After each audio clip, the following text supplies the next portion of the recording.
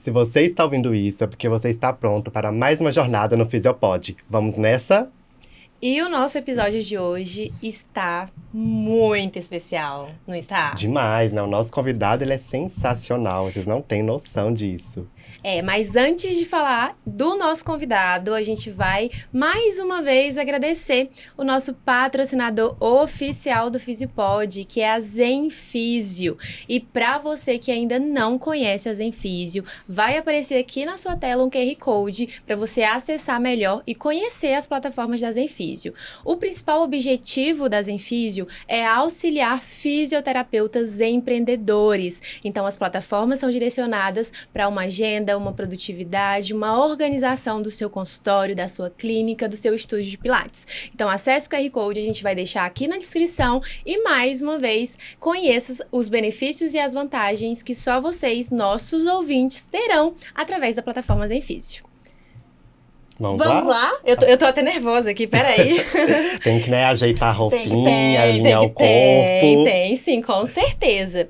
E a gente tem muito orgulho, antes de apresentar, claro, de ter esse convidado abrindo oficialmente o nosso time de convidados do Fisiopod, Exatamente. Vai passar muita gente bacana por aqui, uma galera com muito o que agregar, né? O que acrescentar para as pessoas que estão nos acompanhando. Mas esse convidado em especial, ele tem propriedade no assunto, né? Ele tem um legado aí muito bonito sendo construído, então com certeza ele tem muito para contribuir com todos nós. Então, sem mais delongas, seja muito bem-vindo, Dr. Anderson. E a gente já vai te dar espaço para você se apresentar. Imagina, é uma satisfação estar aqui, doutora Natália, doutor Alain. É um prazer participar, né, do Fisiopod e conseguir conversar mais um pouco de forma muito leve, né, sobre o que a gente mais gosta, o que a gente escolheu, que é a nossa amada profissão, a nossa amada fisioterapia, e falar para aqueles que estão nos assistindo, né, dentro de dúvidas recorrentes, mas de uma forma bem leve, bem dinâmica. O podcast ele aproxima as pessoas. Perfeito, doutora Ana. A gente fica muito feliz de receber o senhor aqui, né, presidente do nosso CREFITO 4. E a gente gostaria, né, que o senhor começasse se apresentando. Mas antes de falar, né, do que o senhor faz atualmente, contasse um pouquinho da sua história, como o senhor chegou até a fisioterapia, como o senhor chegou à presidência do CREFITO 4, contar um pouquinho da sua história pra gente. Claro. Bom, eu acho que falar um pouco de mim, né, eu sou um fisioterapeuta de gente, né? O pessoal brinca de especialidade, mas sempre fui apaixonado pelo cuidar. Quando, na época de criança, adolescente, praticava vários esportes, principalmente jiu-jitsu, né? Era um atleta de competição e vivenciei muitas vezes a parte da fisioterapia esportiva, acompanhava pessoas como Nilton Petroni, o Filé, né? Um fisioterapeuta de grandes estrelas do futebol masculino, como Romário, Ronaldo, Fenômeno. E isso me atraiu muito para a fisioterapia. Eu queria alguma coisa na área da saúde, mas que tivesse alguma aderência com os esportes.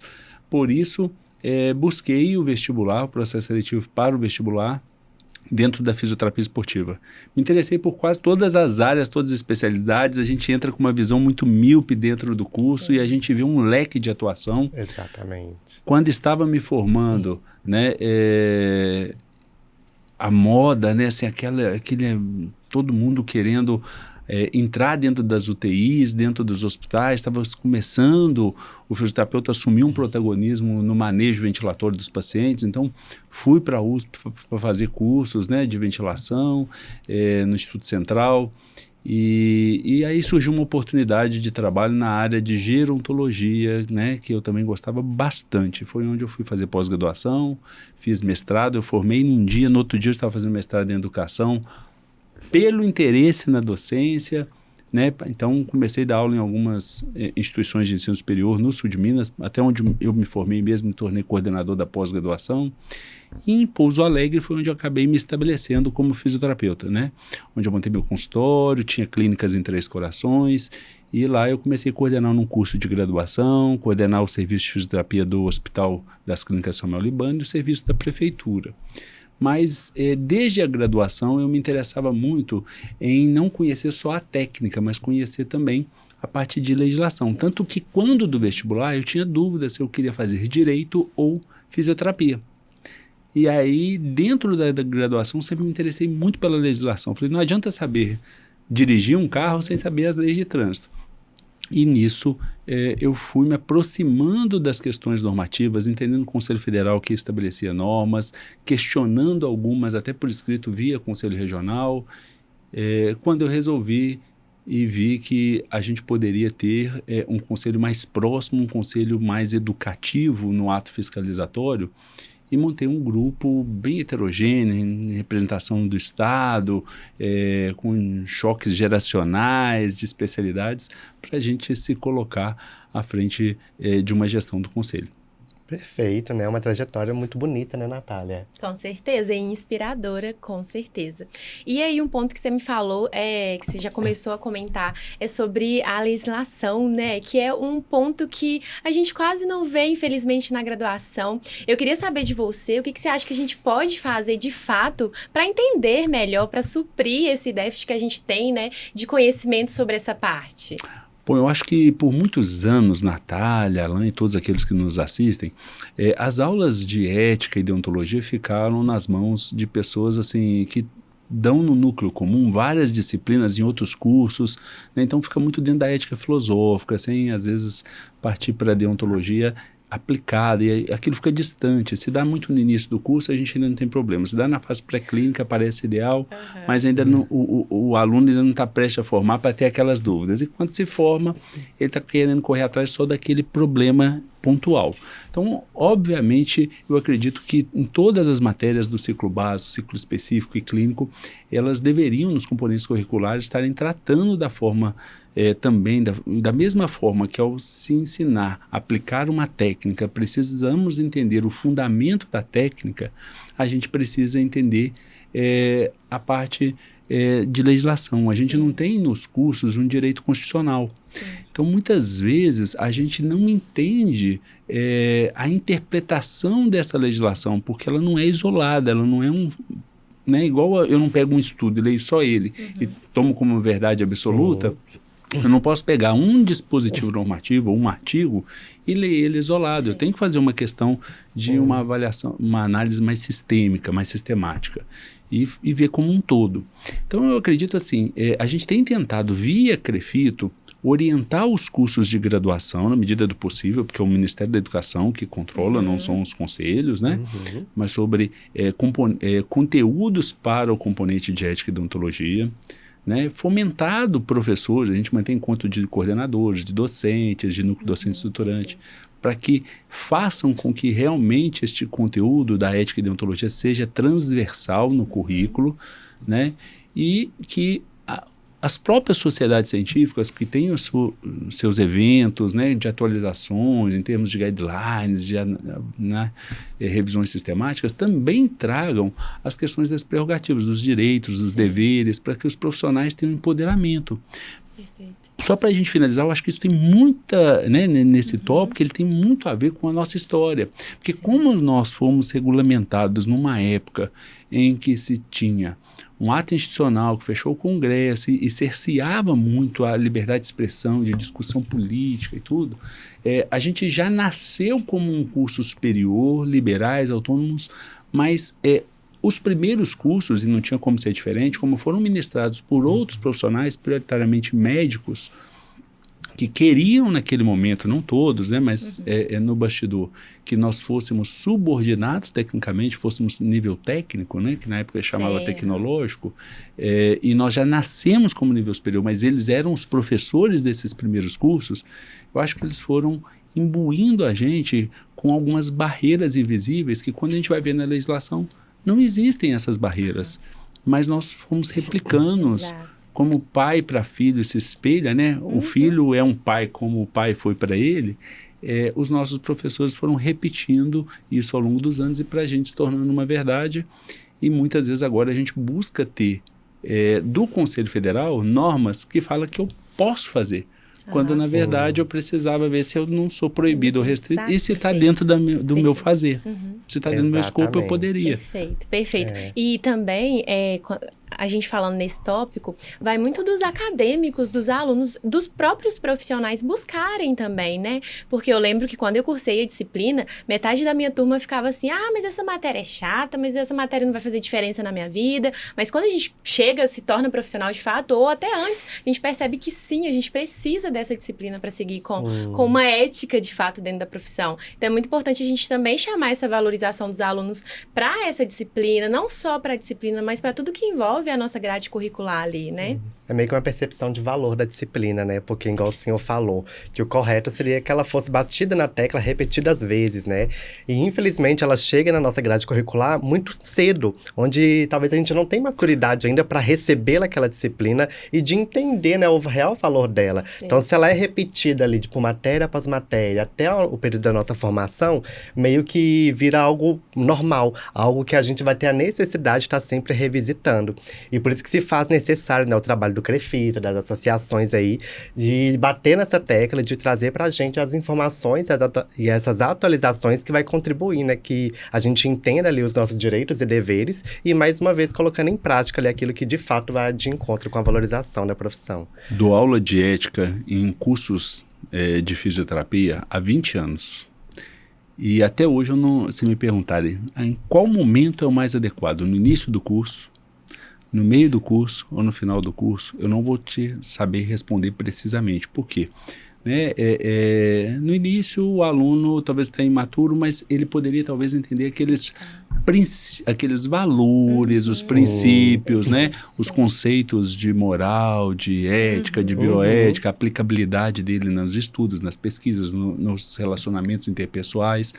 Na fase pré-clínica, o respeito e o relacionamento com o paciente, com a equipe multi.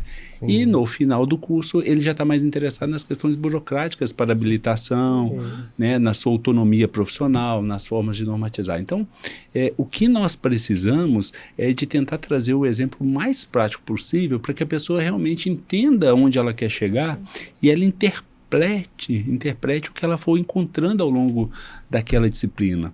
Porque, às vezes, este preconceito de que é chato é porque é muito teórico e diferente de tudo. Quando a pessoa vai para um curso de saúde, ela quer fugir da humanas, ela quer fugir da exatas. Ela quer atuar, né? Ela quer a mão prática, na massa. Só que a gente tem exatas na bioestatística, na bioquímica e tem humanas demais, né? É um misto, né? Não tem como a gente fugir. Doutora Anderson, nós temos uma dinâmica aqui no nosso programa, no podcast, que é o presente que nós te demos quando o senhor chegou, né? Que é essa caneca que está à sua frente. E nela a gente coloca uma frase que representa o nosso convidado. Essa daí te representa muito, né? A gente se inspirou no seu Instagram, na sua rede social. Eu gostaria que o senhor mostrasse para as pessoas que estão nos assistindo, lesse essa frase e corroborasse sobre ela. Daqui tem o nome do podcast e no verso tá lá: militante em defesa dos fisioterapeutas e dos terapeutas ocupacionais e da saúde. E o meu arroba, né? @Dr. Anderson Coelho.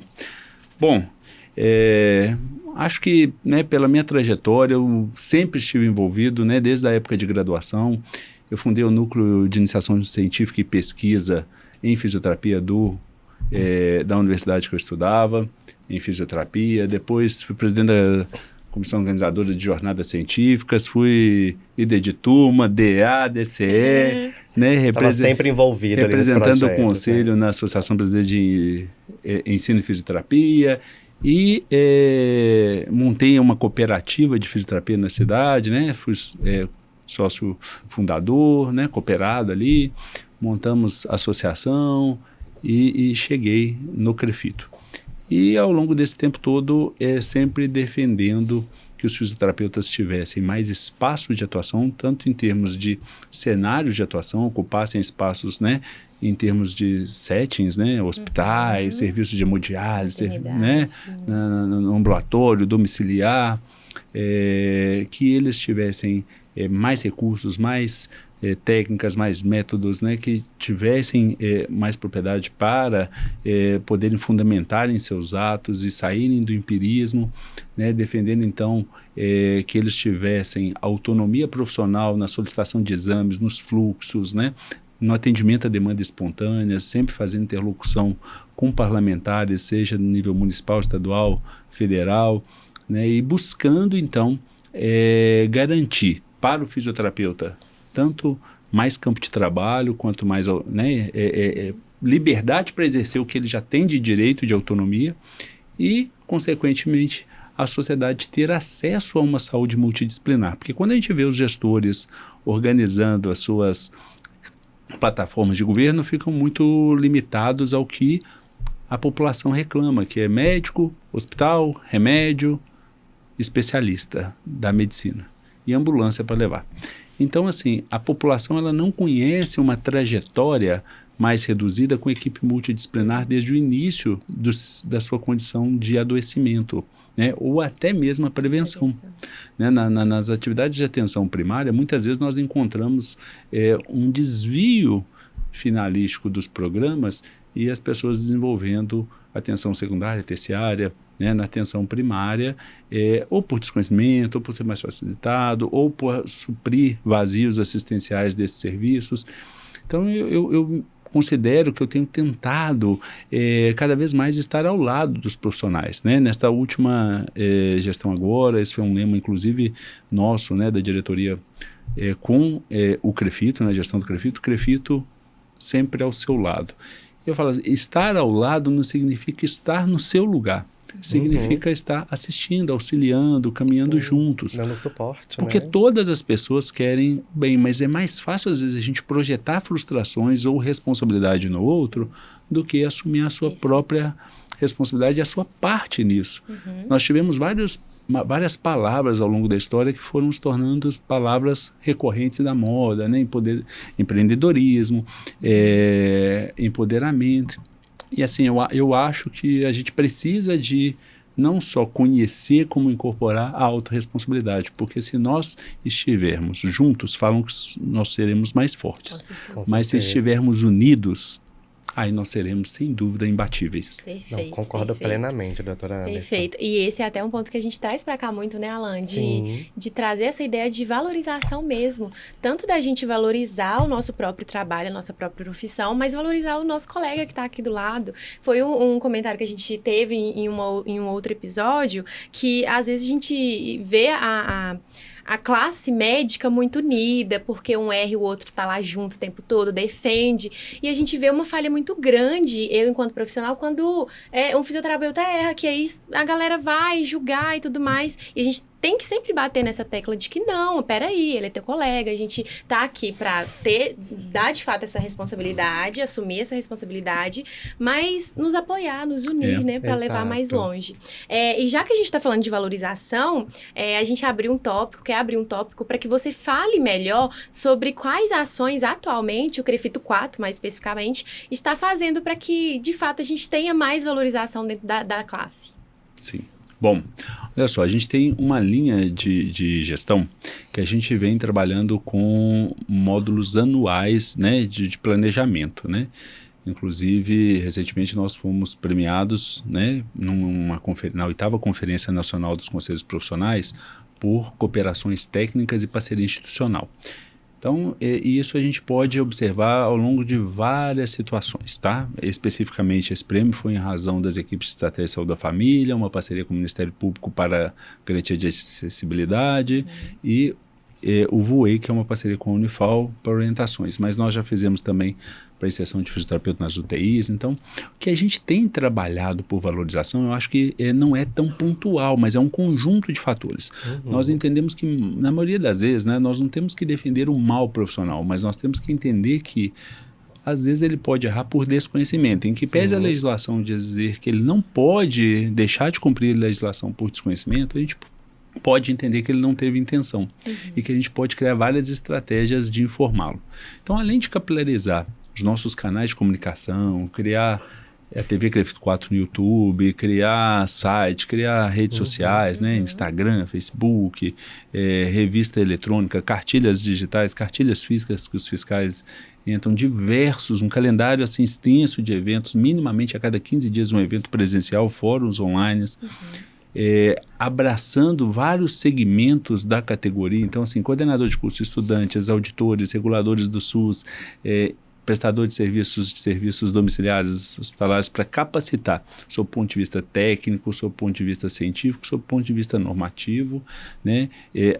levar orientações e parcerias para buscar ampliar as políticas públicas, né? Porque a fisioterapia, ela tem, da mesma forma que ela tem as barreiras invisíveis nas prerrogativas profissionais, ela também tem alguns assuntos que parece que foram sempre proibidos de discussão nos cursos, né, e nos bancos acadêmicos, como a própria questão do engajamento e envolvimento político da categoria. Sim. E eu digo que o ser fisioterapeuta não é só atender o paciente como fisioterapeuta, mas também você usar do seu conhecimento e da sua sensibilidade num cargo de gestão de saúde, sendo um secretário de saúde, estando lá definindo as alocações de recursos no Conselho Municipal, Estadual e Nacional de Saúde, sendo vereador, prefeito, deputado, vice-prefeito, enfim.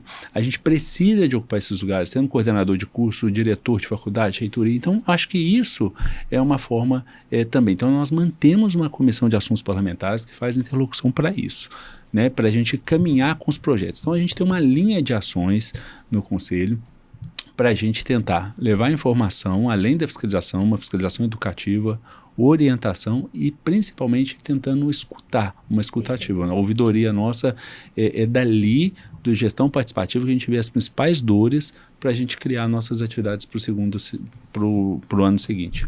Perfeito, perfeito.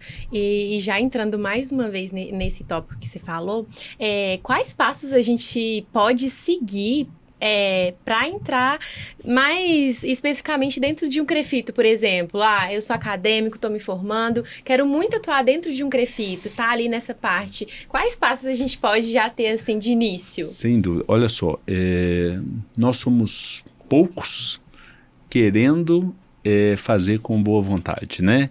Então, assim, nós precisamos de pessoas para se somarem nessas estratégias de ações, né, junto ao CREFITO. Então, o aluno, ele pode participar do CREFITO Jovem. Foi um projeto que a gente criou para ele, enquanto aluno, participar. Parte, né? O Alan fez parte, eu lembro. Então, assim, foi numa época de pandemia. Foi, exatamente. Mas a gente ainda assim manteve uma proximidade, encontros periódicos, diálogo, né, de forma virtual.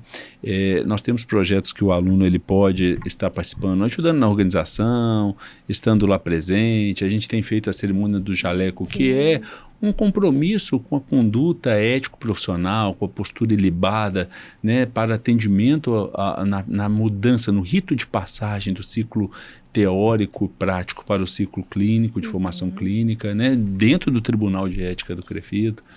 Então, a gente tem algumas possibilidades disso. O colega que tiver qualquer interesse, ele pode se habilitar para fazer parte de uma câmara técnica, de uma comissão, para envolver em alguma demanda. Se ele vê alguma necessidade, ele aponta. Geralmente, o cara que dá ideia, né, a pessoa que dá ideia, ele é o próprio agente transformador, ele vai tomar parte daquele núcleo para conduzir aquela ação dentro do CREFITO.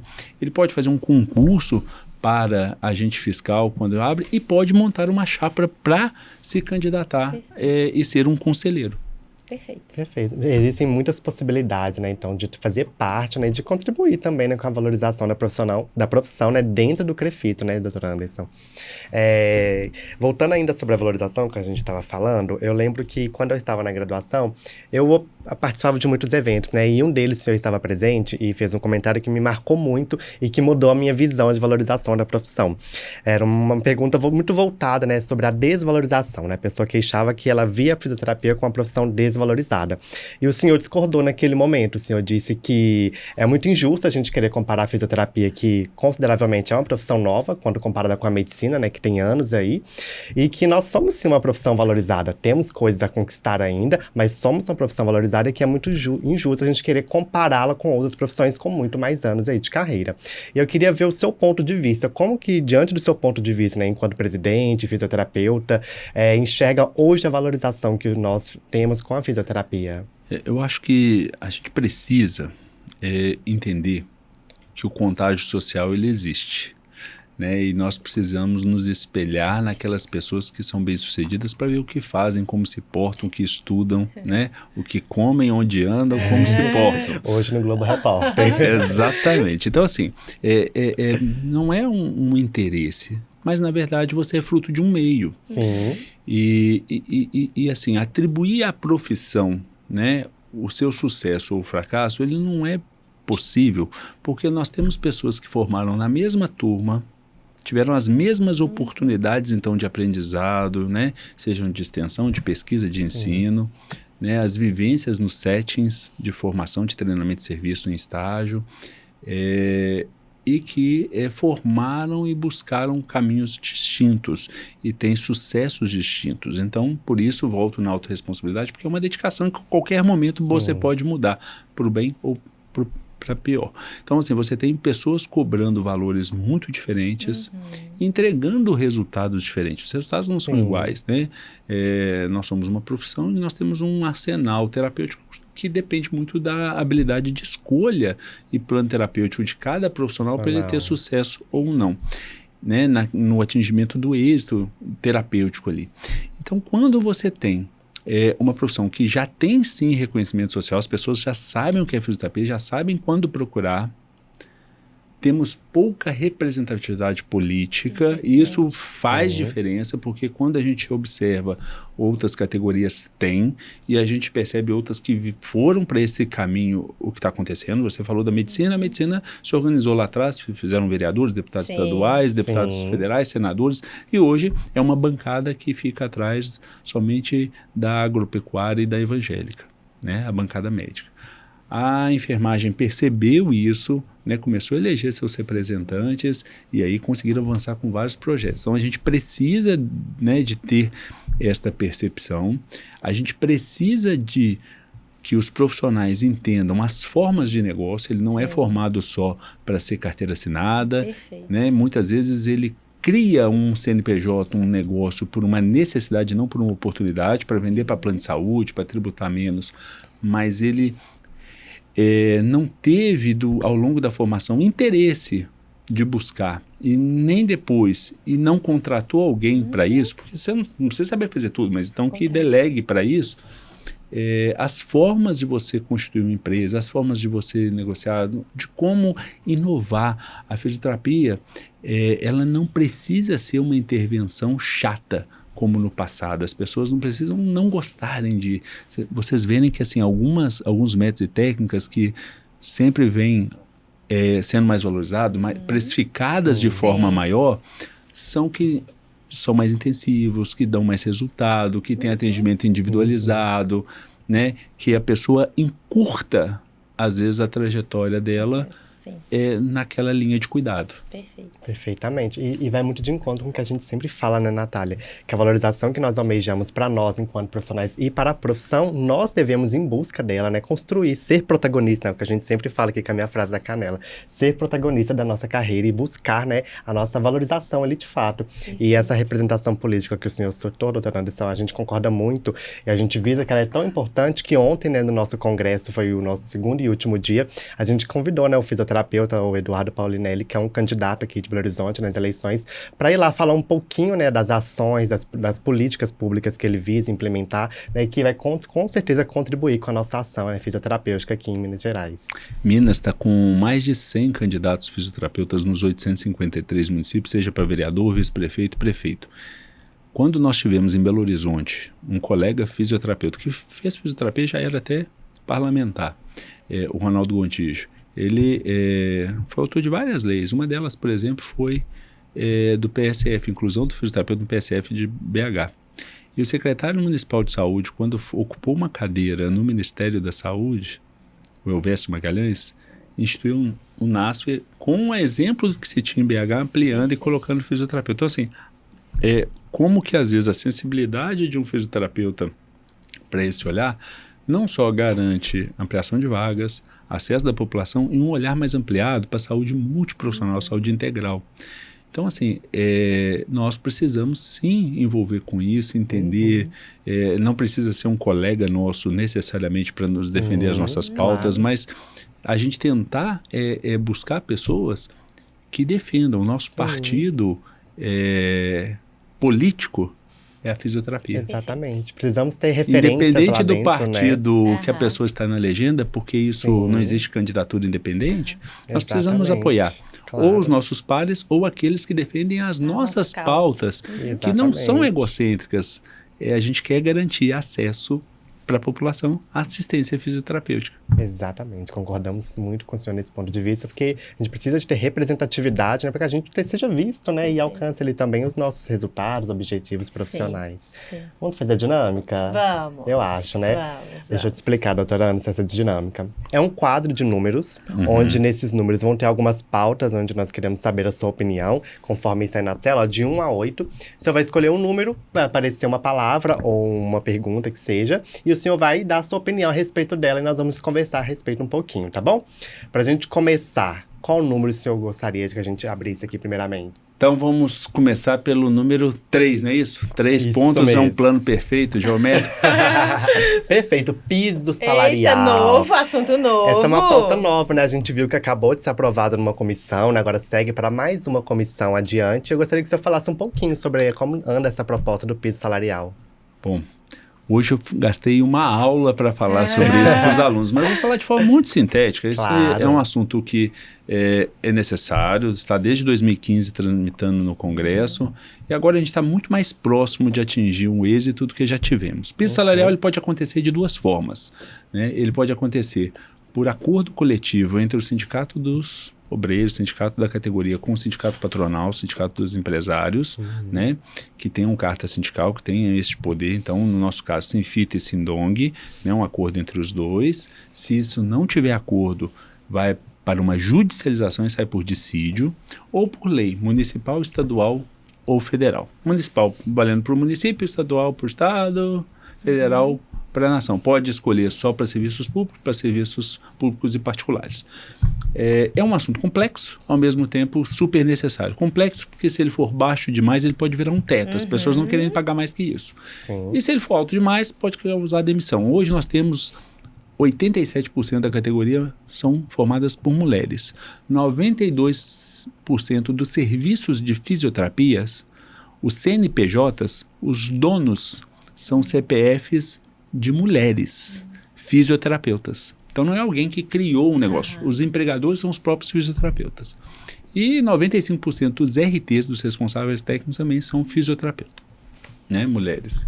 Mas enfim, então a maioria dos empregadores são fisioterapeutas. Sim. Então a gente precisa também preocupar com um equilíbrio econômico-financeiro, seja atualização de tabela SUS, seja dos planos de saúde, né, uma certa valorização para que a gente consiga também reduzir alíquotas tributárias, né? A gente não pode ser MEI, mas a gente conseguiu estar no Simples Nacional, colocar o Prolabore dos sócios como fator R para faturar uma tabela de alíquota de 6%, dependendo do faturamento, 8% e 10%, mas mesmo assim ainda é menor do que 18% de pessoa jurídica e 27,5% de pessoa física, né? Que a gente também pode ser autônomo. Mas o piso salarial, então, abrangeria aquelas pessoas que são CLT para uma jornada máxima de 30 horas. Então, se o contrato da pessoa não só CLT ou regime jurídico único, se é servidor, se ela tem um vínculo, né, seja de empregado, né, CLT, ou de regime jurídico único, que é servidora pública, se for 20 horas semanais, se for 30 horas semanais, no máximo 30 horas semanais para carreira de fisioterapeuta, né, conforme a lei 8856 de 1994, que foi assinado pelo presidente Itamar Franco, mineiro na época.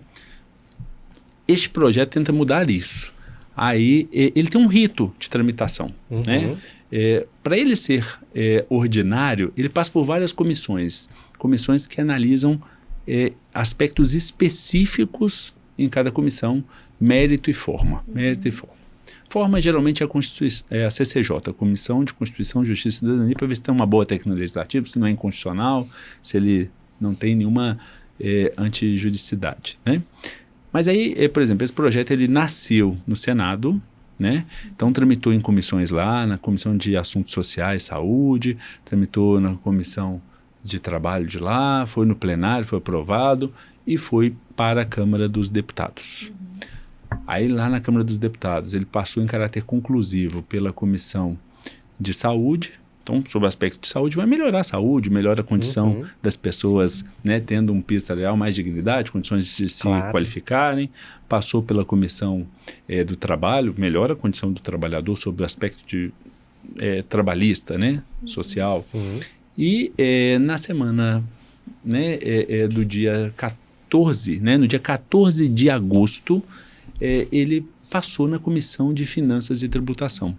A Comissão de Finanças e Tributação talvez seria uma das mais difíceis, porque ela vê o impacto financeiro e tributário para a União, para os municípios, para o governo. Então, isso foi calculado e teve um parecer que é possível. E aproveitando o que aconteceu, por exemplo, com a enfermagem, que teve muita dificuldade de levar o que ganhou, né, porque não previa de onde que ia tirar, como que ia ser a atualização, eles modificaram no relatório duas coisinhas que foram importantes, mas aí atrasa um pouquinho a tramitação, mas não tanto. Modificaram dizendo que vai ser reajustado anualmente pelo INPC, o Índice Nacional de Preço ao Consumidor, acumulado os 12 meses, legal, para você sempre manter o poder aquisitivo, né, e não ter um deságio. E também atualizaram que você precisa de ter previsão orçamentária. Então chegaram que vai sair da exploração de gás natural, do pré-sal, e já reservou lá o valor do impacto para os serviços públicos. Paralelo a isso, a gente então está tramitando com essa PEC no Senado. Então esse projeto agora vai para a CCJ, que é só para ver se é constitucional, a gente já sabe que previsão, todo trabalhador pode ter ali um mínimo, né, para garantir sua dignidade. Então, a enfermagem já enfrentou essa discussão, a gente já vai passar por lá com mais facilidade. Então, agora é arrumar um relator lá, passou pela CCJ, se não tivesse tido modificação nenhuma, ia direto para a sanção presidencial. Mas como a Câmara dos Deputados, que é a Câmara Baixa, alterou o que veio do Senado, que a gente chama de Câmara Alta, porque geralmente o projeto nasce na Câmara Baixa e é revisado pela Alta. Mas o contrário pode acontecer, ele vai voltar no Senado antes do presidente a sancionar. Então, é CCJ, plenário do Senado, que já aprovou da primeira vez e agora está melhor o texto, porque eles aprovaram sem falar de onde que ia tirar o dinheiro e de atualização. Agora já tem essa informação e dizendo assim, olha, se ele for aprovado esse ano, ele passa a valer o ano que vem. Se ele for aprovado o ano que vem, ele passa a valer no outro. Para quê? Para que as pessoas façam previsão orçamentária para isso. E os outros ajustes paralelos para manter o equilíbrio econômico-financeiro. E aí vai para a sanção presidencial. O presidente pode vetar, e aí, para isso, ele precisa escrever as razões ou sancionar. Se ele vetar, volta para o plenário do Congresso. Câmara e Senado juntos, todo mundo junto. Deputados federais e senadores. Para ver se mantém o veto ou se derruba o veto. Né? Mas, assim, acredito que esse projeto vai passar. Nós nunca tivemos tão perto. O rito de tramitação dessas questões de maior impacto é assim mesmo. Né? Vocês são muito jovens, mas né, vocês devem ter ouvido falar na época que tramitou o projeto de lei que nós começamos a chamá-lo de projeto do ato médico. É um projeto que pretendia colocar um tanto de coisa sendo exclusivo do médico. O comando da saúde, a prescrição, a indicação, ele demorou 12 anos a tramitação. E mesmo assim, as bancadas médicas defenderam textos que a gente era contrário a textos e conseguimos que a presidência da República fizesse 10 vetos e que o Congresso mantivesse esses 10 vetos e não feriu a nossa autonomia profissional. Então a gente está agora muito otimista que nós nunca tivemos tão perto com a tramitação desse projeto do piso salarial. Então, perfeito, né? Isso é uma notícia muito boa, né, Natália? Porque vira nacional. Sim. A gente tem Rio e Piauí, que tem piso salarial estabelecido por lei, tem estados como São Paulo e outros que é estabelecido por acordo coletivo entre sindicatos, e a gente não tem nada. Eu tenho uma pergunta a respeito, na verdade nem sou eu, né? Quando eu publiquei lá nas minhas redes sociais a notícia, né, que foi aprovada na Comissão de Finanças e Tributação, vieram uma chuva de perguntas, eu falei, vou levar para o podcast. As pessoas querem saber qual que vai ser o impacto disso no mercado de trabalho. Porque hoje a gente vê, né, muitos fisioterapeutas mesmo falando, eu não vou ter condições de pagar isso para o meu funcionário. Aí eu queria saber a visão do senhor, como que você avalia o impacto? Pois é, olha, isso foi calculado em termos do serviço público, hoje gera um impacto de 1,2 bilhão que vai sair dessa questão da exploração, né, de gás natural, pré-sal. Chegou a pensar na tributação de óleo de azar, mas aí seria algo pontual e que não é recorrente. Nos serviços privados, esse impacto é menor, foi calculado também, ele gira em torno de 26 milhões. Mas assim, vamos pensar em Minas, né? Se a gente pensar, isso é público, por isso eu estou falando, tá? Sim, Então, claro. vamos pensar primeiro nos serviços públicos antes de entrar no particular. O maior empregador do estado de Minas Gerais é a Fundação Hospitalar de Minas Gerais, do estado de Minas Gerais, Rede FEMIC. Sim. Pergunta se alguém lá vai aceitar o valor do piso. De jeito nenhum, porque eles ganham mais, eles já entram ganhando mais. Né? Então, a maioria desses serviços já pagam mais do que o piso. Né? Nos serviços privados, hoje, assim, os fisioterapeutas, assim, eles vão se organizando de algumas formas e muitas vezes achando que um está explorando o outro, porque como ele cria uma empresa por necessidade, muitas vezes ele não tem uma oportunidade de negócio. Ele criou uma empresa e muitas vezes é um grupo que se juntou e fez um quadro societário. Sim. Às vezes é uma terceirização, uma quarteirização. Isso pode estar certo e pode estar errado.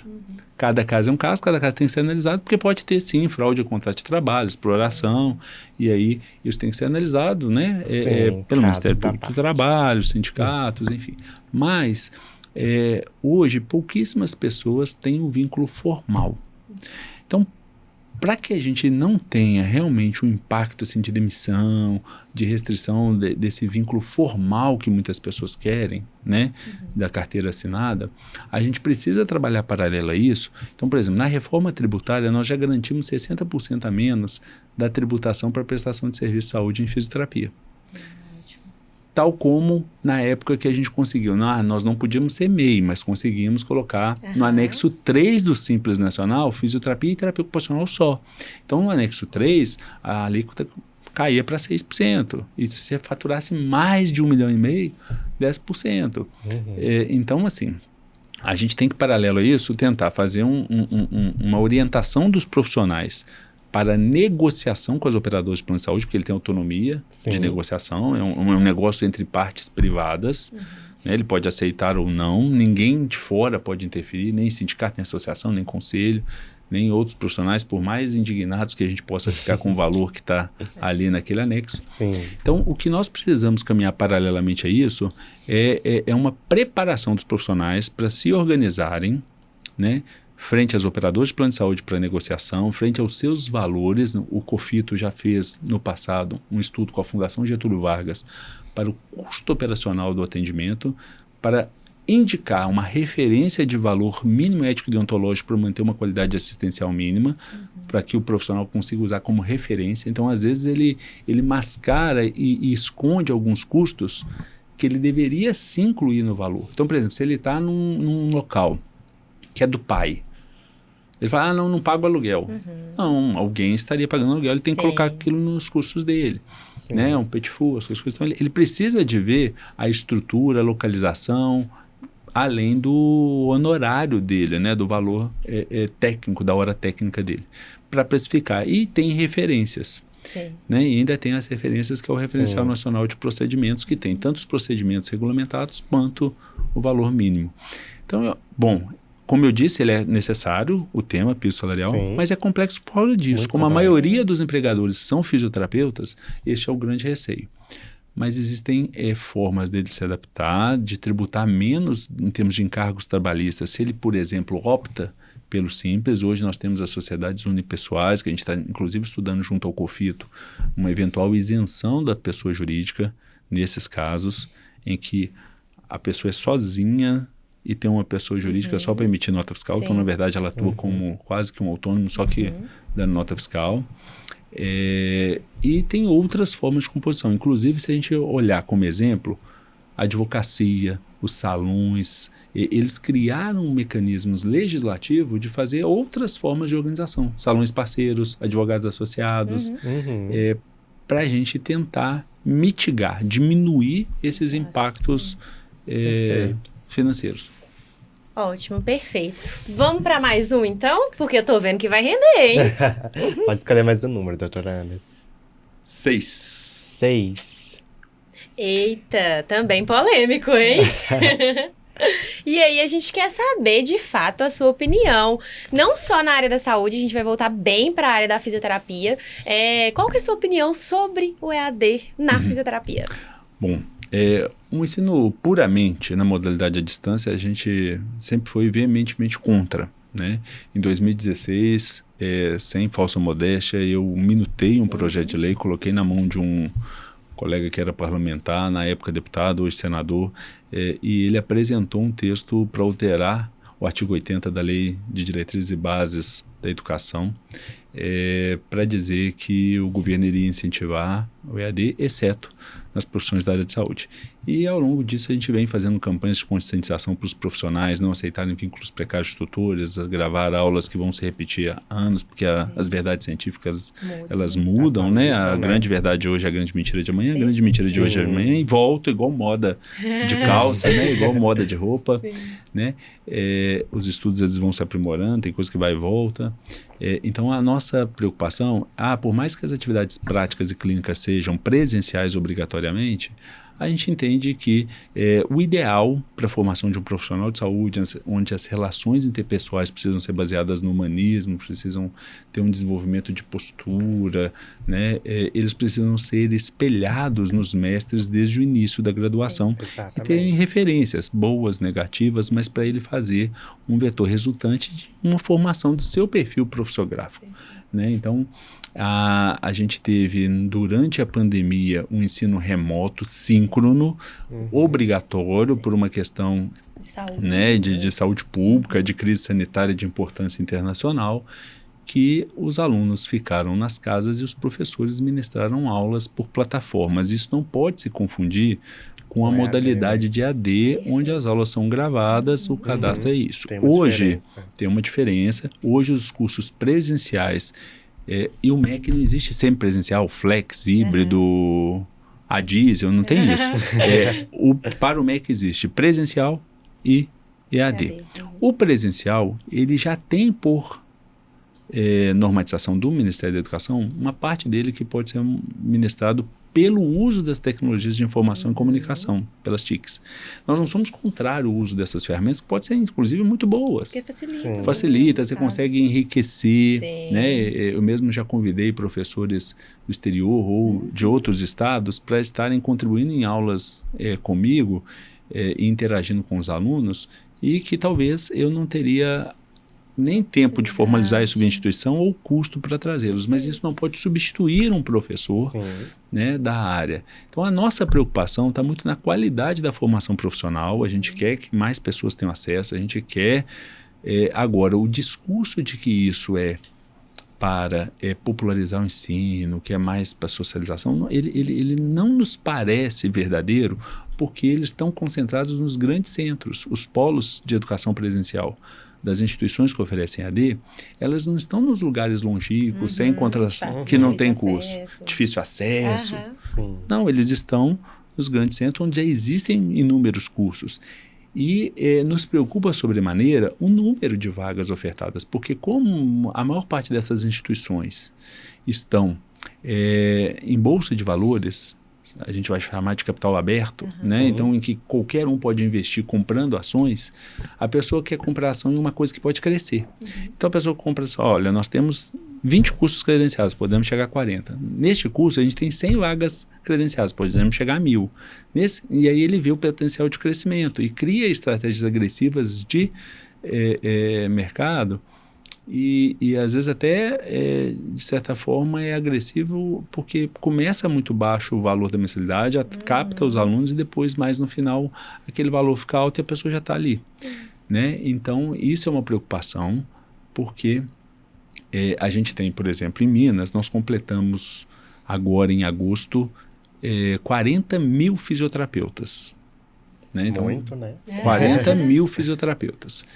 E nós temos hoje matriculados, né, em todos os cursos 18 mil alunos, mas, pasmem, nós temos uma instituição que tem em Minas, credenciados no MEC, 17 mil vagas no curso de fisioterapia EAD.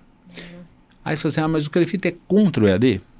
Bom, não interessa a opinião do CREFIT, porque nós somos obrigados a registrar se esse curso estiver regular. Tem alunos muito bons e tem alunos muito ruins e cursos muito ruins presenciais. Uma coisa Sim. não estamos falando isso. Nós estamos dizendo que o MEC não tem pernas suficientes para fiscalizar o presencial, que é o EAD, e isso foge de controle. Enquanto nós estamos aqui nesse podcast, alguma instituição está abrindo mais vagas de EAD. Sim. E às vezes esses polos presenciais não tem uma estrutura mínima, não tem um laboratório, o professor ele não é da especialidade, não tem experiência, ele é contratado não como uma carreira do magistério superior, mas como tutor, às vezes como bolsista. Nem vínculo tem com a instituição, então para acompanhar a avaliação do desempenho, a curva de crescimento de aprendizado, ele não tem treinamento para isso, não está numa carreira de docente. Então são estas coisas que a gente precisa tentar em relação ao EAD. Né? Existem projetos de lei tramitando, a gente já conversou com o Ministério da Educação, o Ministério da Educação suspendeu a autorização de novos cursos em faculdade e centro universitário, mas a universidade ela pode abrir sem autorização e depois só chama o MEC para reconhecer. E nós estamos otimistas que nós não vamos conseguir vetar na saúde, mas que nós vamos conseguir, pelo menos, cercar naqueles cursos onde 30% da carga horária tem que ser prática. No nosso caso, 20% é de estágio, 10% minimamente de extensão. Ótimo. Então, o MEC já deu uma sinalização que é favorável a isso. Porém, é lógico que tem uma força muito grande das instituições junto aos parlamentares. O senhor entrou nessa questão de porcentagem, eu tenho até uma dúvida pessoal. O senhor falou que tem, né, uma porcentagem que pode ser feita aí por meio de tecnologias, né? Quanto que seria essa porcentagem? Pois é. Só mais uma para eu estender. E se a universidade ou a faculdade, né, ela pode oferecer disciplinas 100% EAD dentro de um curso presencial? Algumas disciplinas EAD? Pode. Olha só. A gente tem, né? Eu fiz essa carinha. Pesar. Um pesar, porque você vai me fazer responder o que eu não gostaria. Então não precisa. Eu preciso responder, eu não gostaria que fosse assim. Queria outra resposta. Eu queria ter outra resposta, mas eu estou para responder tudo. Bom que fica registrado e quando mudar a gente faz olha um paralelo. Até poucos anos atrás, nós tínhamos a possibilidade de ter 20% da carga horária nessa modalidade EAD, nos cursos presenciais. Recentemente passou para 40%. Então o curso presencial hoje ele já pode ter 40% EAD. Quase a metade. Quase a metade. E o curso EAD, que está na modalidade EAD, ele pode ter tudo EAD, exceto aulas práticas e clínica. Então fica muito restrito ao que o projeto pedagógico definiu. Então esse envelopamento que se tem para vender o curso, ele é híbrido, ele na maioria das vezes ele é EAD, mas as aulas práticas e clínicas são isso. E os cursos presenciais, então nós precisamos de olhar realmente assim, o histórico da instituição, o conteúdo programático, eventualmente o conceito ENAD, o índice preliminar de curso, o conceito de instituição, né, no guia do estudante o número de estrelas. Já tivemos avaliações do Conselho Federal por meio da Comissão de Educação do Conselho Federal, colocava se a avaliação era favorável ou desfavorável. Então, assim, a gente precisava de divulgar essa história para os alunos buscarem realmente, porque muitas vezes fala assim, é a profissão, às vezes ele teve um meio em que não favoreceu ele ampliar os horizontes, a visão, o conhecimento e a visão mesmo plena. Nós somos uma profissão superior e plena. Sim. Perfeito.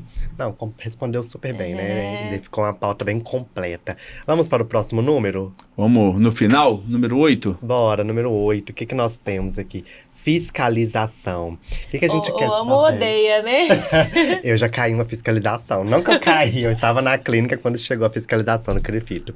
E nós queremos saber qual que é o real objetivo da fiscalização. Eu sempre ouvi vocês falarem que ela está ali para defender o profissional dele mesmo. Sim. E eu queria que você falasse um pouquinho sobre isso. Quando a gente pega a Lei 6.316, que criou o COFITO-CREFITOS, ela fala que é para defender a sociedade contra o exercício legal e irresponsável. O exercício legal, ele não responde para o CREFITO, ele responde na justiça comum, né, por danos materiais e morais na justiça civil, por ilícitos penais na justiça criminal, no penal. Né? No nosso caso, nós não somos crime o exercício da profissão, infelizmente, é uma contravenção penal. Tá? Então, é um crime de menor potencial de agravo. Então, a gente encaminha para as autoridades, Ministério Público, Polícia, aqueles que não são da nossa área e exercem. A fiscalização nossa, então, além de identificar estes né, exercícios ilegais, a gente também busca a modelização dos serviços para a qualidade que chega na ponta. Então, quando você cria um parâmetro assistencial, quando você cria mecanismos de orientação para que chegue na ponta, assim, você não falar um título que você não tem para aquele paciente, você não está usando um aparelho que não tem um registro na Anvisa, que não está calibrado, aquela técnica que não é regulamentada, né, que tem evidência negativa. Então, a fiscalização ela tenta proteger a sociedade, tirando também do mundo jurídico, né, do mercado, aquele profissional que age de maneira irregular. Então, assim, eu vivi alguns anos da minha vida profissional ouvindo falar que o CREFITO não fazia nada. Não que fiscaliza, mas não quer receber fiscalização, que é o papel dele. Então, a fiscalização, a gente tem a rotina, que é fiscalizar censitariamente aqueles que estão registrados. Fala assim, mas e quem não está? Se a gente identifica, a gente vai, senão é por denúncia. Né? Sim. Existem formas de fazer busca ativa, junto com a Receita Federal, cartório, registro, sites, mas assim... que os fiscais fazem, mas também vai ali numa rotina de fiscalização, que é visita mesmo, para ver. E a gente tem adotado muito uma visão muito assim de educação. Sim. Então, o prazo é razoável, a pessoa resolvendo acabou ali, né? Mostrando qual é a real intenção dela e a nossa é de regularização, não de penalizar. Sim. Agora, se a pessoa realmente dificultou, mentiu, não deu tempo, pediu dilação de prazo, não conseguiu, aí tem outros mecanismos, até mesmo ensejar na instauração de um processo ético disciplinar, e aí poder sofrer as penalidades previstas na legislação, advertência, repreensão, multa, que pode chegar ao valor equivalente até 10 anuidades, suspensão do exercício profissional de 1 dia a 3 anos, ou cancelamento do registro, a cassação, né? Então, esses processos, eles correm em sigilos, mas são muitos, né? Infelizmente, assim, né? São muitos. Um caso ou outro vira notícia, e o que a gente fica, às vezes, né, ainda mais indignado é porque quando uma desses profissionais que são minoria cometem isso, não fala o nome dele, fala assim, fisioterapeuta fez isso, fisioterapeuta. Isso valoriza. E aí isso cria um estereótipo, né, como se fosse a classe, né, como se fosse um comum. E graças a Deus esse é caso pontual, isolados, né, que existe em todas né? as profissões. Perfeito. Ótimo. Respondeu muito bem, né? Respondeu. Muito que bem. Vamos para mais um para fechar essa dinâmica? Bom, se eu fui no 8, final e início, né? Tem um filósofo que fala que é início e fim para o bom desenvolvimento do meio. Como eu deixei um para trás, vamos um agora. Vou voltar nele. Disciplina de empreendedorismo. Vamos explicar, Ótimo, né? Por que né? a gente trouxe esse tópico. A gente quer saber, na verdade, a gente vê que a galera sai da faculdade com essa falta de entender mais sobre como empreender. E esse é um dos temas que a gente traz aqui sempre no podcast. Então, a gente queria saber... Como que a gente pode, não sei se é até atribuição nossa ou sua, ou da classe, enfim, como que a gente pode implementar disciplinas de empreendedorismo, se isso de fato faria uma diferença na construção profissional, enfim, que o senhor conversasse mais sobre isso com a gente. Nós falamos de valorização e lá eu falei que a gente precisava estar juntos ao lado, autorresponsabilidade, valorização é um conjunto de ações, de fatores em que entidades de classe, sindicais, associações, conselhos e os próprios profissionais se somem, se unam, encontrem mais, conversem mais, alinhem entendimento e caminhem para o mesmo lado. Então, a valorização ela não é maior ou menor do que a nossa dignidade profissional, aquilo que a gente quer para a profissão, aquilo que a gente se posiciona. Empreendedorismo, eu acho que vai na mesma linha, né? Tem pessoas que têm perfil, tem pessoas que querem, né, ser... mais executivas, nem executivas, mais operacionais, né? Mas corresponder a um comando assim, de execução administrativa, serem então gerenciados por alguém. No passado a gente tinha disciplina de administração enquanto disciplina curricular, que ficava na teorias da administração, no máximo como montar uma clínica, né? E aos poucos passou para o empreendedorismo com um olhar mais ampliado sob o ponto de vista de entender as mudanças comportamentais, epidemiológicas, sociais, as necessidades de saúde. E eu até cheguei a falar aqui antes, a fisioterapia não precisa ser o paciente não precisa se submeter a um tratamento chato, ele pode criar ambientes, né, tanto no setting quanto nas metodologias, tanto que alguns métodos, técnicas que oferecem um dinamismo maior, como foi com treinamento funcional, pilates, crossfit, as pessoas acabam indo com mais facilidade, né, esses métodos intensivos, treine, MIG, TeraSui, PedSui, eles criam mecanismos de realidade simulada, né, e colocam a pessoa ali. Então, assim, são visões que a pessoa vai tendo, de necessidades, e vai oferecendo soluções. Nós tivemos, né, recentemente aí o óbito do Silvio Santos, e uma das falas dele é que você é pago não para trabalhar, mas para trazer soluções para problemas. Então, eu acho que assim, é importante que se tenha um componente curricular, seja no módulo, seja transversal, sejam conteúdos nas disciplinas, dentro da carga horária seja talvez, ou mais do que AD, porque assim, quando a gente pega até evidências científicas sobre como você aprende muito pouco escutando. Sim. Você prende atenção muito pouco escutando, então fazendo. Essa oportunidade que, por exemplo, o Alan teve no CREFITO Jovem, né? Doutor Alan, enquanto acadêmico fez parte do CREFITO Jovem, a gente fazia reunião, a gente organizava evento e conhecia um, conhecia outro, e agora vendo ele falar de algumas pessoas, tenho certeza que alguns ele conversou lá na época do CREFITO Jovem, conheceu. Então, você forma um networking, você vê possibilidades, você está num meio que é criativo, que pensa em soluções, e você vai se desenvolvendo. Então, assim, se você tem um componente que te crie problemas, que criem, né, principalmente com metodologias mais ativas de ensino, seja ela qual for, mas que você também não seja só um ouvinte, não seja um aluno que pagou para assistir o cinema, mas que está ativo no processo de aprendizado, desenvolvendo uma coisa dentro de uma dor sua, de uma necessidade, né, tipo assim, quero ir para dermato, então vamos estudar isso, vamos fazer uma carta para a vigilância sanitária porque negou vender aparelho, vender produto, dizendo que pode ou não pode. Enfim, a gente criando situações, tanto em termos de negócio, porque as pessoas que estão dentro da fisioterapia hoje, que permanecem enquanto fisioterapeutas, são todos apaixonados pela profissão. Sim, com certeza. A gente não vê ninguém reclamando de falta de paciente. Então, tem paciente e tem pessoas que amam a profissão. Sim. As pessoas precisam da gente e nós amamos aquilo que fazemos. Então, nós precisamos entender que isso também é um negócio, da mesma forma que não é proibido falar de política, falar de politização da categoria, não pode ser proibido a gente entender que a gente depende da contraprestação financeira do que a gente entrega para a população. Desde que a gente entregue qualidade, que a gente entregue resultado, bom atendimento. Então, acredito que entender sobre empreendedorismo, organizar, profissionalizar, acompanhar indicadores da sua clínica, ter isso de forma evoluída, de forma sistematizada, com controle, né? Vi você falando aí sobre, por exemplo, prontuários eletrônicos, controle de agendamento, controle...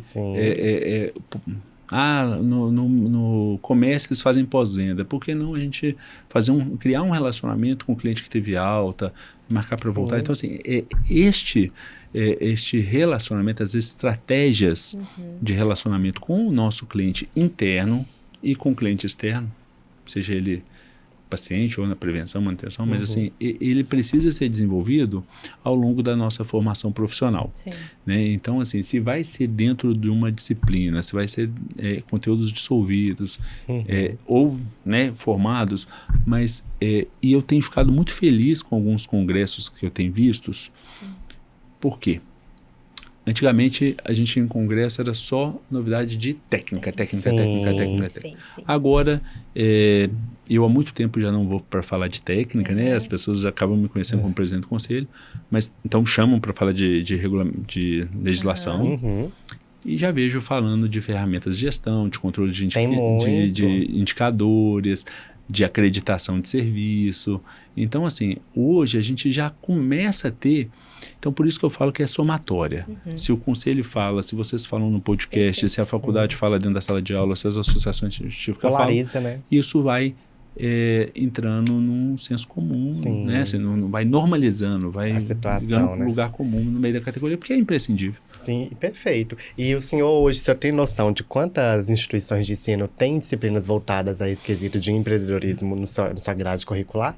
Olha, a gente acompanha as matrizes curriculares de Minas. Uhum. Eu especificamente sobre a questão do empreendedorismo, eu hoje não tenho, posso até verificar, né? Mas a gente tem o controle da Comissão de Educação minimamente dos cursos presenciais. Sim, Porque alguns cursos EAD, eles usam de núcleos comuns. entendo. Então, são disciplinas que às vezes são ofertadas para vários cursos.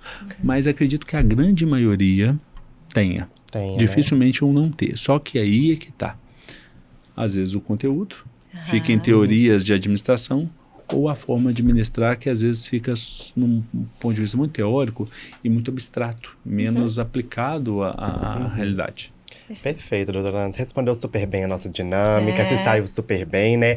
E o mais bacana, cheio de novidades, né? Muitas coisas aqui a gente acaba descobrindo junto, né? E tenho certeza que vai agregar muito em quem estiver acompanhando.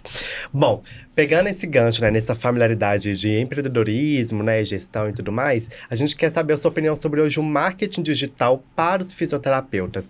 Quais são as leis que regem? Quais são os limites éticos, né? Que a gente tem para trabalhar profissionalmente enquanto fisioterapeutas dentro do marketing digital ali, mais específico nas redes sociais?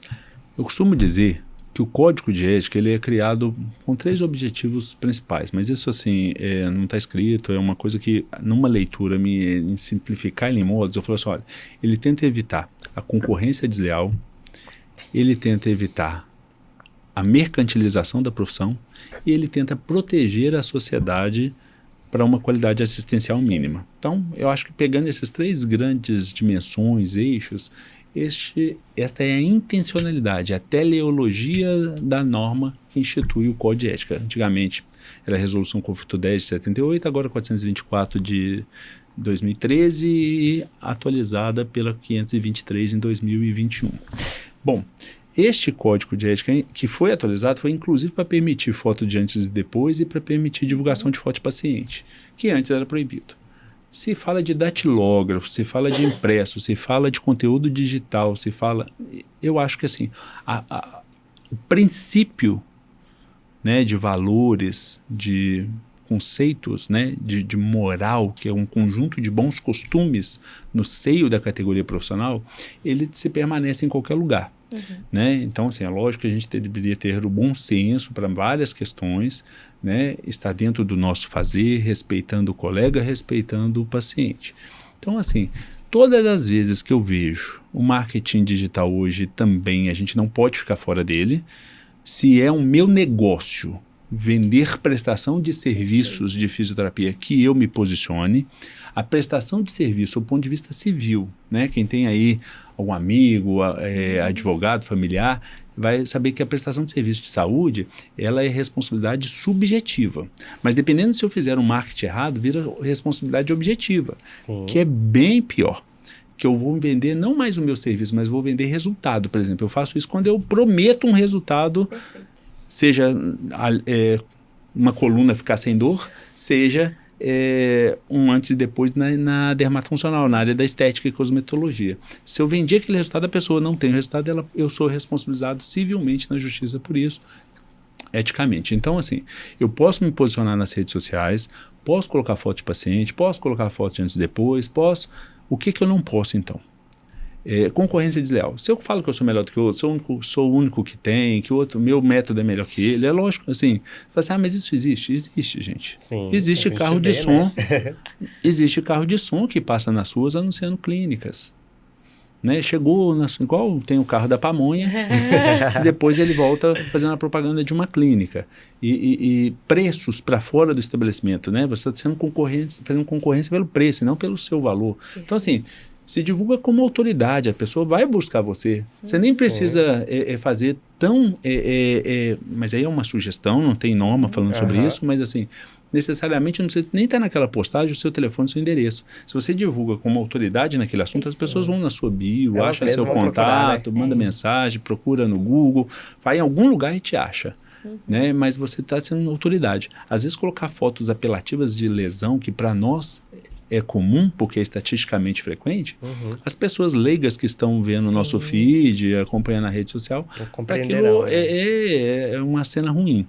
Então, concorrência desleal, mercantilização, se eu fizer desconto, se eu fizer colocar meu preço para fora, então eu posso criar linhas de cuidado, né? Tem gente que chama de pacote, pode até chamar, não tem problema, assim, pacote de tratamento, linhas de cuidados, tendo condições diferenciadas e compromissos ali, né? E ele se compromete com o prognóstico, mas assim, as fotos que pode colocar com a autorização do paciente, um termo de consentimento livre esclarecido, um termo de autorização de uso de imagem, voz, depoimento, desde que esse depoimento não fale mal de outro, não compare, não explore a imagem, que aquele atendimento seja seu, que não tenha filtro.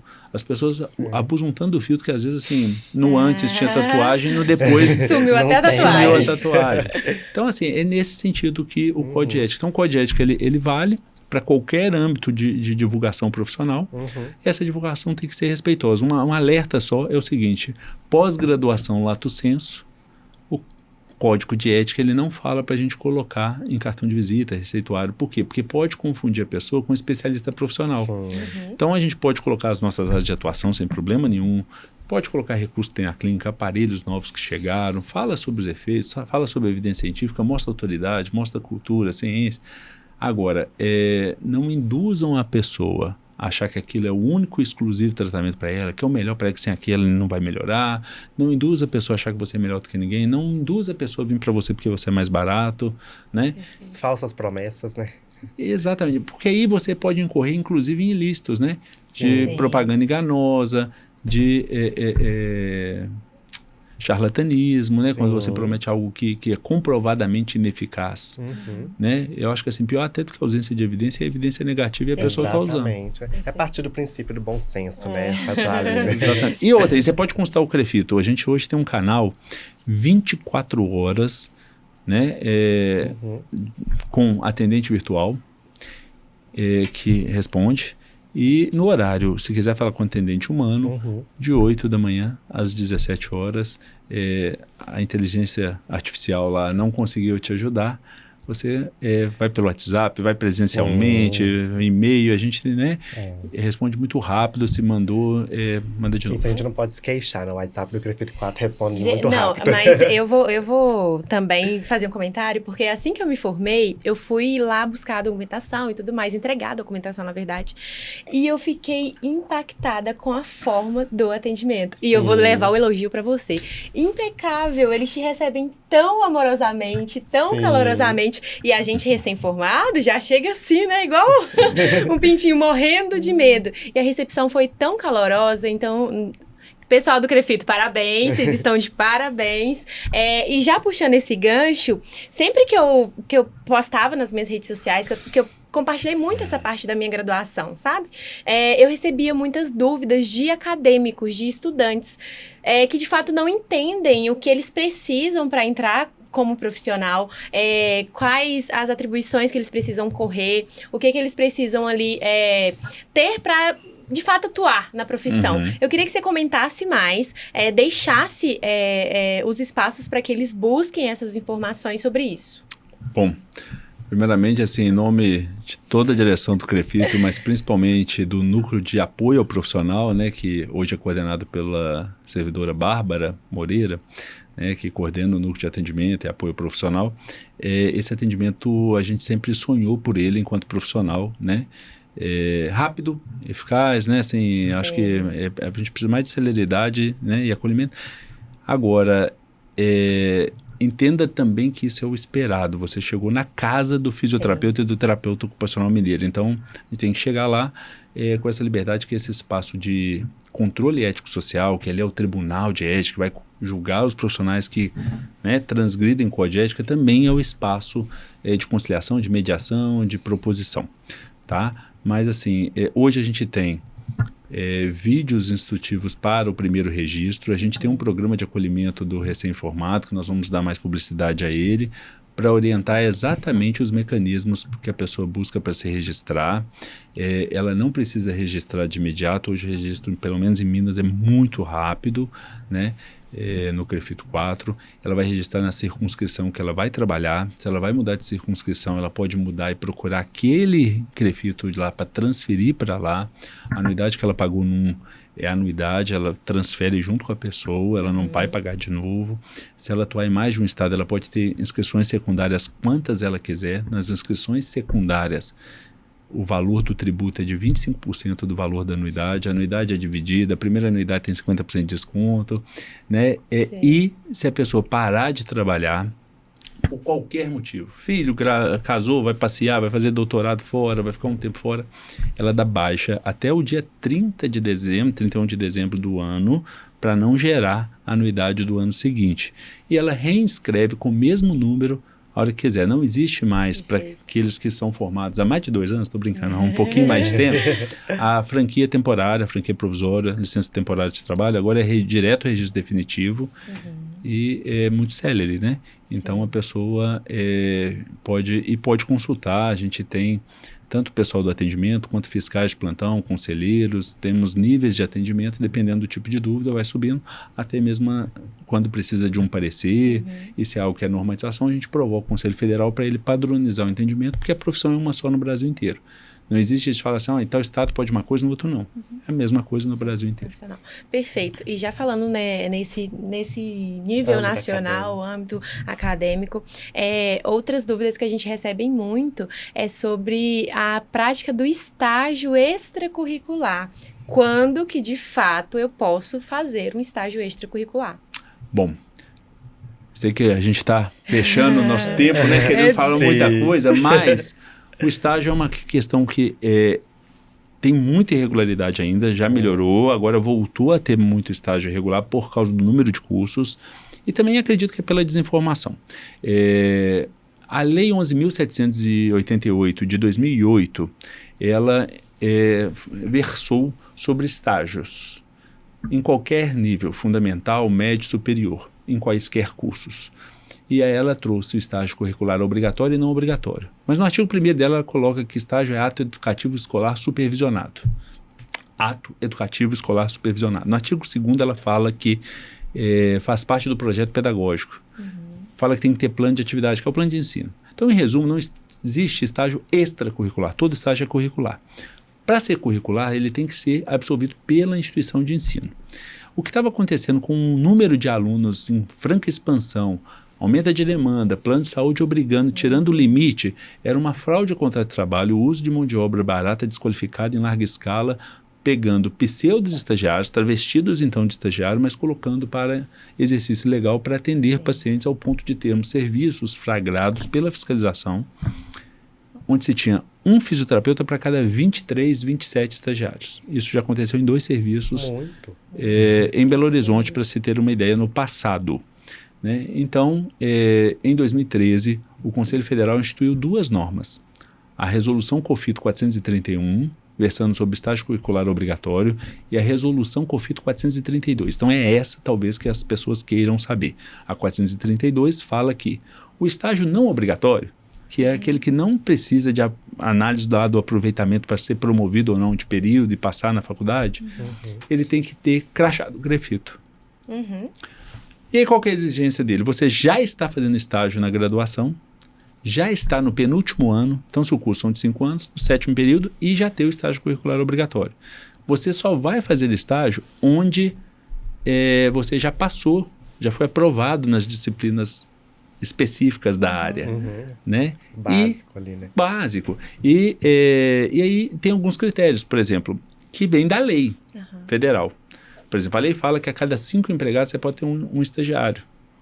Então, se eu tiver 1, 2, 3, 4, 5 fisioterapeutas, 1 estagiário. 6 fisioterapeutas, 2 estagiários. 7 fisioterapeutas, 2 estagiários. 10, 2 estagiários. 11, 3.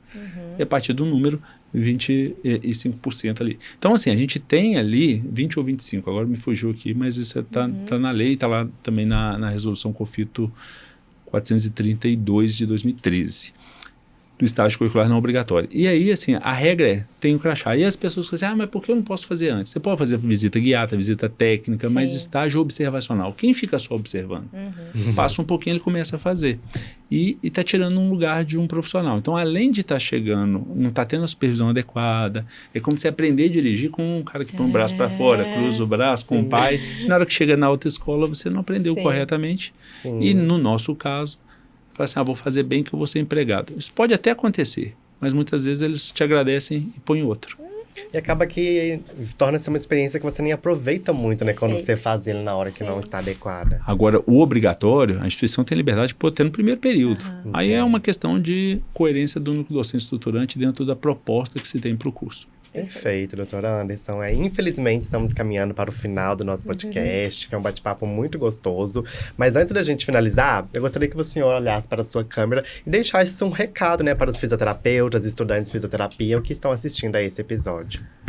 Bom, agradecer a doutora Alain Inácio, doutora Natália, e a você que nos acompanhou até agora, dizer, né, que a nossa profissão é imprescindível para a saúde da população. A população sabe disso, mais do que nós. Nós precisamos estar unidos para que a gente possa alinhar entendimento e buscar a nossa valorização. Nós temos necessidades de saúde para os nossos serviços, temos evidências científicas que mostram a nossa importância e o custo-efetividade e o custo-benefício quando nós estamos inseridos numa política, num programa multidisciplinar. Então, que a gente se interaja cada vez mais, sejamos uma classe unida, politizada e que a gente busque a valorização que a gente quer juntos. Perfeito, doutora Anderson. Quero aproveitar para te agradecer pelo prestígio da tua presença, por toda a informação compartilhada, por tudo que nós vivemos aqui nessa tarde. Quero, né, enquanto Alain fisioterapeuta, te agradecer por todo o trabalho que o senhor tem feito pelo CREFITO. Eu sou muito admirador do seu trabalho mesmo, assim, bem humilde mesmo, minha opinião. Eu acho que o nosso CREFITO é um dos mais atuantes que nós temos no país, então eu fico muito feliz, né, de ter um CREFITO tão atuante em prol da nossa classe aí, que de fato defende aquilo que eu e Natália acreditamos e valorizamos, que é a valorização da fisioterapia. Se é o mais atuante, eu não sei, mas eu tenho certeza que eu me dedico o máximo que eu consigo. E isso é perceptível, né? A gente usufrui aí dos benefícios do seu trabalho. Então, muito obrigado pela sua presença e espero que não seja a primeira vez, né? A única vez, na verdade, né? Que tenham mais outros encontros pela frente. Sucesso a vocês aí no podcast, foi um prazer. E a gente finaliza por aqui, mais uma vez, a gente já deixa o recado para vocês acompanharem as nossas redes sociais, @Fisiopod, a gente vai deixar o QR Code. Lá no Instagram a gente divulga com antecedência os nossos convidados e aqui no YouTube, no Spotify, a gente transmite todo o nosso episódio. Então, até mais e a gente se despede. Boa tarde, tchau, tchau. Imagine ter a agenda dos profissionais, o prontuário eletrônico e o financeiro do seu negócio organizados em um único lugar. Com o Zenfisio você pode. Conte com um sistema de gestão completo que auxilia você a melhorar o relacionamento com os pacientes e oferece recursos práticos para tornar a sua rotina de trabalho mais produtiva. Zenfisio. Gestão eficiente gera resultado.